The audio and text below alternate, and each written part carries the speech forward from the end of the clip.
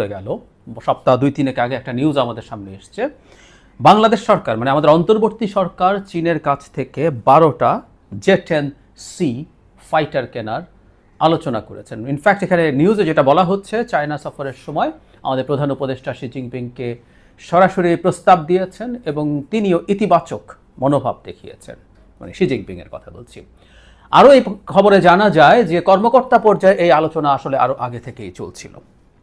এখন এই সরকারের সময় এই সিদ্ধান্তটা নেওয়াকে আমরা কিভাবে দেখব, বা বাংলাদেশ তার সমরাস্ত্র বা সামরিক বাহিনীর আধুনিকায়ন নিয়ে কি করবে সেসব নিয়ে একটু আলাপ করা দরকার।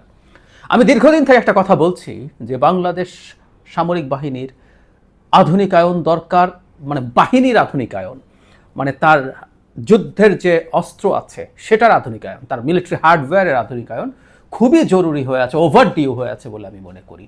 শেখ হাসিনার সময় সামরিক বাহিনী যারা সদস্য আছেন, অফিসার্স আছেন, তাদের নানা রকম সুবিধা বাড়িয়েছেন, তাদের নানান সুযোগ সুবিধা দিয়েছেন, এক অর্থে তারা যাতে তার ব্যাপারে কোনো রকম ঝামেলা না করেন ধারণা করা হয়।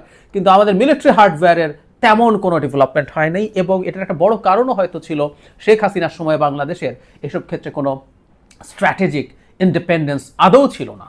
ভারত যা বলতো ভারতের বাইরে আসলে কিছু করার সুযোগ বাংলাদেশের ছিল না। শেখ হাসিনার পতনের পর বাংলাদেশকে এই জায়গায় পূর্ণ সার্বভৌম হয়ে উঠতে হবে এবং আমাদের সামরিক বাহিনীর আধুনিকায়ন করতে হবে, প্রতিটা 3 বাহিনীরই আধুনিকায়ন করতে হবে। আমি বেশ আগে একবার বাংলাদেশের এয়ারফোর্স নিয়ে কথা বলেছিলাম যে আমাদের এই একটা জায়গায় অকল্পনীয় রকম দুর্বলতা আছে, অকল্পনীয় রকম। মানে আমাদের ব্যাকবোনে যে কিছুদিন আগে ক্র্যাশ করলো চীনের যে F-7 ফাইটার, মানে MiG-21 একটা আপগ্রেডেড ভার্সন আমাদের ব্যাকবোন, কিছু MiG-29 কেনা হয়েছিল, ওগুলো আদতে তেমন শো অফের বাইরে কিছু না, জানা যায় ওগুলোর অবস্থা ভালো না এবং এগুলোকে প্রয়োজনীয় অস্ত্র দেয়া হয় নাই মূলত ভারতের অভিযোগের কারণে।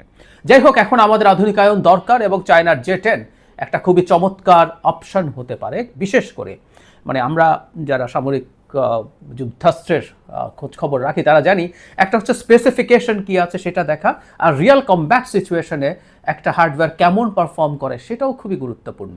যেমন আমরা টার্কির বাইরাক্তার TB2 যে ড্রোন আছে সেটা কিনেছি, এটা খুবই চমৎকার পারফরমেন্স দেখিয়েছে কমব্যাট সিচুয়েশনে। প্রথম আজারবাইজান এবং আর্মেনিয়ার যে যুদ্ধ সেখানে দেখিয়েছে, তারপর রাশিয়া ইউক্রেন যুদ্ধের সময় ইউক্রেন ব্যবহার করেছে। সো একটা অস্ত্র স্পেসিফিকেশন আছে, টেকনিক্যালিটিস আছে, কিন্তু যখন কমব্যাট সিচুয়েশনে সেটা কেমন করে সেটা দেখি, সেটা খুব বড় ভূমিকা রাখে। আমি এই প্রসঙ্গে একটু অপ্রাসঙ্গিক হলেও জানিয়ে রাখি, যেমন রাশিয়া T-90 ট্যাঙ্ক নিয়ে অনেক হাইপ ছিল, কিন্তু আমরা রাশিয়া ইউক্রেন যুদ্ধের সময় দেখলাম T-90 ট্যাঙ্ক কিভাবে আমেরিকা জ্যাভলিনের সামনে একেবারে নাজুক হয়ে পড়েছে, এবং তার যে অটোমেটিক লোডার সিস্টেম আছে সেটার কারণেই, এবং তার যে অস্ত্র যেভাবে রাখা হয়, মানে একটা আঘাতে তার ট্যারেট যেটা আছে যেখানে তার গানটা লাগানো থাকে সেটা আকাশে উড়ে চলে যায়। সেই ভালনারেবিলিটিগুলো রিয়াল কমব্যাট সিচুয়েশনে দেখা গেছে। সেইভাবেই বলবো যে আসলে দিনের শেষে কোনটা কেমন পারফর্ম করবে যুদ্ধক্ষেত্রে দেখা যায়। এত কিছু বলার কারণ হচ্ছে জে-10 পক্ষে একটা কথা বলা, সেটা হচ্ছে জে-10 একটা রিয়াল কমব্যাট সিচুয়েশনে অসাধারণ পারফর্ম করেছে। পাকিস্তান ভারতের ক্রাইসিসের সময় অন্তত একটা ভারতের রাফাল, মানে জে-10 একটা 4th generation multi role fighter, রাফালও তাই, রাফাল ইভেন কেউ বলেন 4.5 জেনারেশন, এবং যেহেতু ওয়েস্টার্ন একটা ফাইটার, এটা মোর অ্যাডভান্স চাইনিজ টেকনোলজি চাইতে এই ধরনের একটা পারসেপশন আছে, তো সেই ফাইটার ডাউন করেছে পাকিস্তানের জে-10। একটা রিয়াল কমব্যাট সিচুয়েশনে জে-10 একটা ওয়েস্টের খুবই সুনাম আছে এরকম ফাইটারকে ডাউন করেছে। যদিও এর মধ্যে আরও আলাপ আছে, পাকিস্তানকে চায়না সম্ভবত তার অন্যান্য লজিস্টিক্স লাইক তাকে গোয়েন্দা তথ্য সহ আরও অনেক কিছু দিয়ে রিয়াল টাইম হেল্প করেছে, তার কমান্ডেও হেল্প করেছে, এই আলাপ আছে। যাই হোক, যেহেতু ওটা করেছে রিয়াল কমব্যাট সিচুয়েশনে জে-10 বেটার পারফর্ম করেছে, এবং সমপর্যায়ের একটা ফাইটার 4th জেনারেশন আমরা যদি ইউরোপ বা আমেরিকা থেকে কেনার চিন্তা করি, তার তুলনায় অনেকটাই সস্তায় জে-10 পাওয়া যাবে। সুতরাং জে-10 আমাদের জন্য একটা ভালো এডিশন হতে পারে, এটা প্রাথমিকভাবে আমরা মনে করব, বা আমরা যাই কিনি না কেন কিনতে পারি। এই আলাপটা অন্তর্বর্তী সরকার শুরু করেছে, এই আলাপটা চলুক, কিন্তু এই সিদ্ধান্তটা পুরোপুরি আসলে অন্তর্বর্তী সরকারের সময় হওয়া উচিত কিনা এই প্রশ্নটা করা যায়। এটা একটা অন্তর্বর্তী সরকার, সুতরাং এই অন্তর্বর্তী সরকার আমার মনে হয় এটা খুবই পলিসি ডিসিশন। এই ডিসিশনটা পুরো তার সময় নিয়ে নেওয়া বা তার সময় এটা হয়ে যাওয়া উচিত বলে আমি মনে করি না।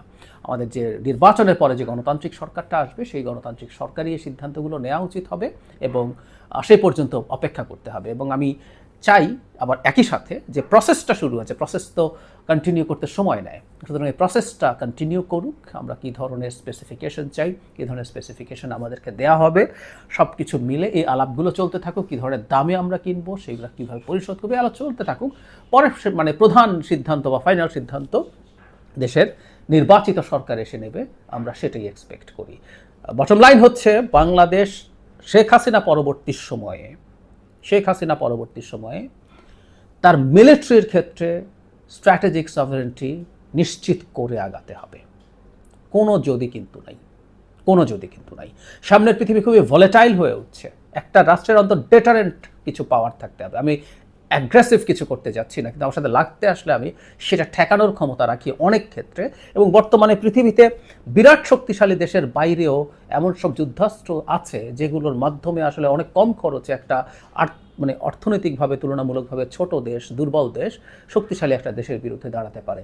আমাদের খুব দ্রুত এই ব্যাপারগুলোর ব্যাপারে সতর্ক থাকতে হবে। এবং আমি আগেও একদিন বলেছি, আবারও বলি, আমাদের সামরিক বাহিনীর সদস্যদের উচিত হবে তাদের সুযোগ সুবিধার ব্যাপারে অনেক বেশি বার্গেইন না করে বাজেটের একটা বড় অংশ যেন আমরা আমাদের এই হার্ডওয়্যারের পেছনে খরচ করতে পারি, সেই ব্যাপারে তারা সহযোগিতা করেন। শেখ হাসিনার যে শয়তানি ছিল, সেই শয়তানি থেকে আমাদের বেরিয়ে আসতে হবে।